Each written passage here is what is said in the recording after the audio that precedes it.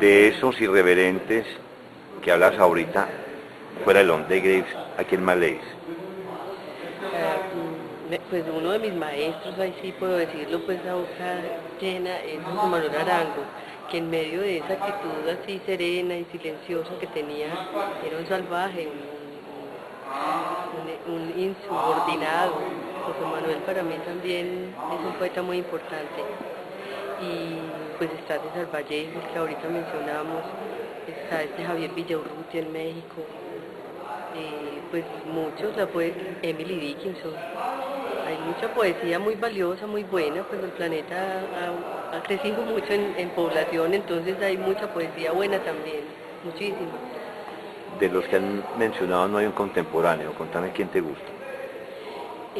Pues de los contemporáneos, José Manuel Arango, yo no lo considero tan lejano. No me refiero, no, tenés razón en eso, refiero a una persona que esté pues viva, pero eso es también arbitrario de mi parte preguntar eso, ¿cierto?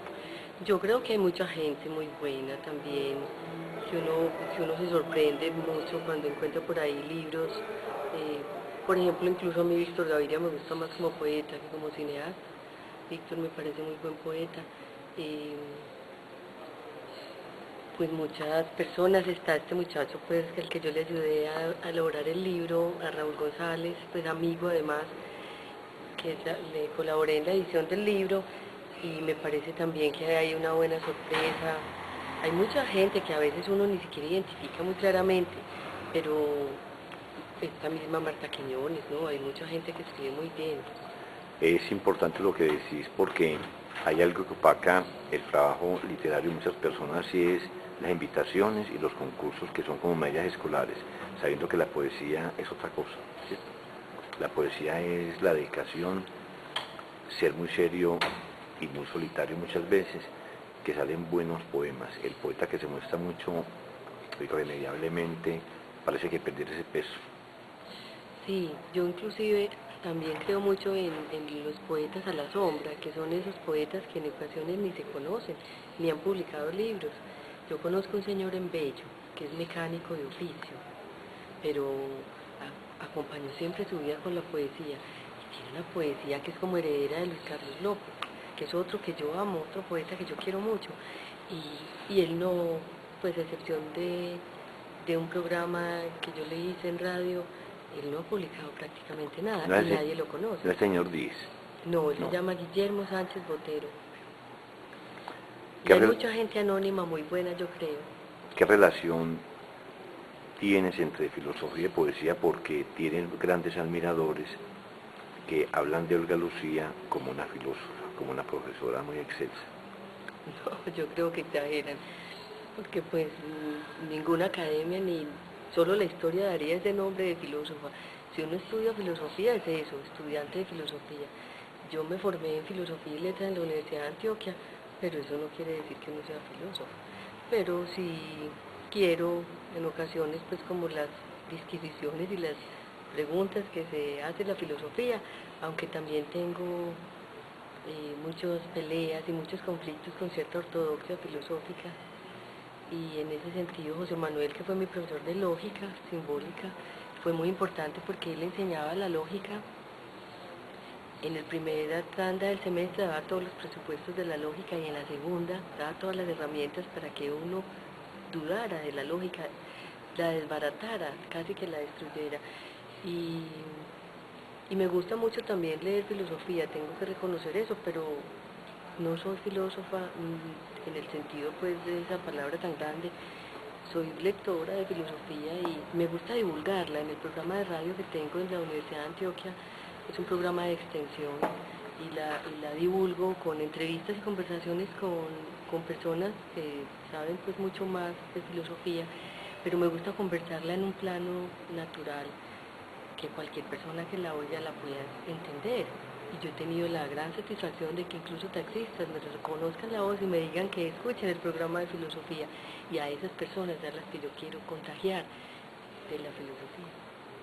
¿Desde cuándo también se da ese amor por la radio, ya que mencionas tu labor en ese campo?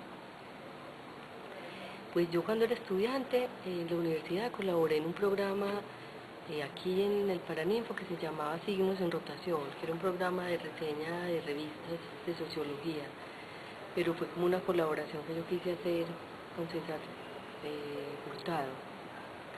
Pero ya hace 10 años, justamente hoy hace 10 años, pues en este año 2011, está bajo mi cargo el programa Hablemos de Filosofía del Instituto de Filosofía de la Universidad de Antioquia. Entonces yo lo tomé y la radio enamora, la radio tiene una cosa así parecida como Urabá, que todo el que va queda como enamorado de Urabá. Entonces la radio tiene como un encanto y como yo fui una persona muy tímida cuando era joven, la timidez digamos en la adultez ya se maneja distinta. Me parecía perfecto que el radio uno pudiera estar ahí y a la vez ser como invisible para la gente. Perdón, ¿tímida o temida? No, yo he sido tímida, lo que pasa es que eso pues, si las reinas de belleza dicen que son tímidas mostrando una tanga y lo dental, pues de ahí para abajo todos podemos ser tímidos. Pero el radio tiene un encanto que es llegar a un montón de gente, a un campesino con un transistor, a una cantidad de gente que uno ni siquiera se imagina. A mí me han hecho reportes de sintonía, personas muy bellas, y eso es lo interesante, que yo creo que tiene una cobertura mayor. Tú eres profesora, ¿cierto? Pero yo enseñé en colegios de bachillerato y actualmente ya hace como 6 años me dedico a orientar unos talleres literarios. En Confenalco oriento en las bibliotecas públicas de Confenalco varios talleres literarios. Hay una frase de Gombrowicz, el que escribió aquí en Argentina, cuando lo llevó este pivot, me parece, a un taller por allá en Europa, un taller de poesía, y lo primero que le dijo a los alumnos fue: si quieren aprender poesía, váyanse todos de aquí. ¿Qué piensas de eso? Pues de cierta manera es cierto, porque la poesía o escribir y nada esencial en la vida es susceptible de ser enseñado. Nada que sea esencial se puede enseñar, y digamos que la poesía sería uno de esos esenciales. Pero sí es posible que haya espacios que de alguna manera motiven o sensibilicen hacia la literatura a muchas personas que de otro modo no llegarían. Porque una de las ventajas que tienen los talleres literarios de Confenalco que yo oriento es que son muy democráticos, y allá pueden estar desde un albañil hasta un médico, una ama de casa. Entonces el grupo es muy variado en edades, en nivel educativo, pero eso permite tener una perspectiva de los talleres distinta a los ortodoxos, porque los ortodoxos son un poco engreídos porque son como unos elegidos. En cambio en estos talleres que son más de sensibilización, y yo creo que todos los seres humanos tienen derecho a expresarse.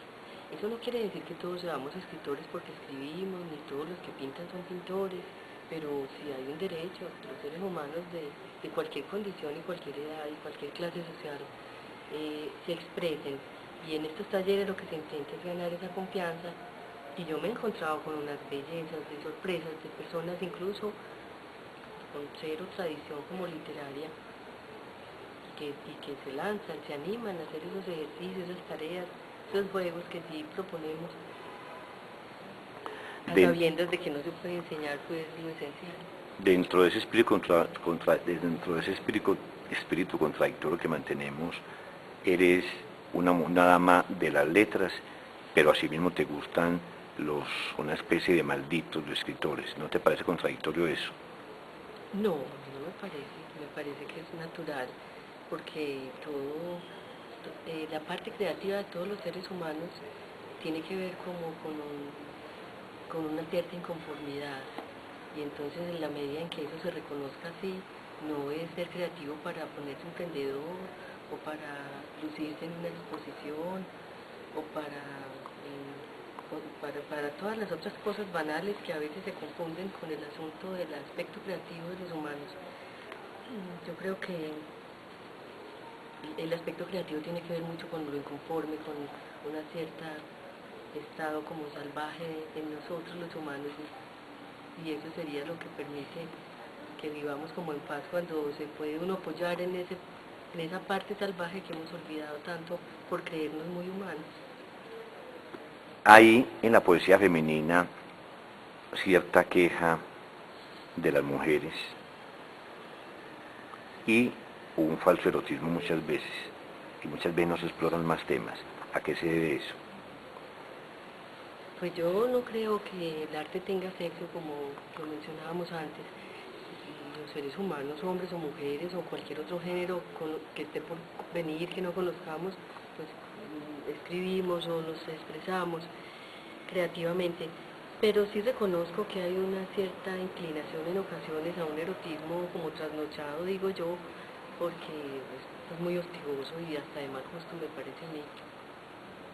Yo creo que tiene una explicación histórica de que las mujeres se sintieron como, de alguna manera, como tan reprimidas, que cuando tuvieron como la oportunidad de escribir, se han ido como a un monotema, pero yo creo que eso es un asunto transitorio. Yo también reconozco en ocasiones ese género de poesía erótica femenina. Yo creo que es solamente explicable como por lo que antecedió, de que estaban como vetadas las mujeres a expresarse y especialmente en esa área. Y bienvenidos los poemas amorosos y eróticos, pero de calidad, no porno poesía.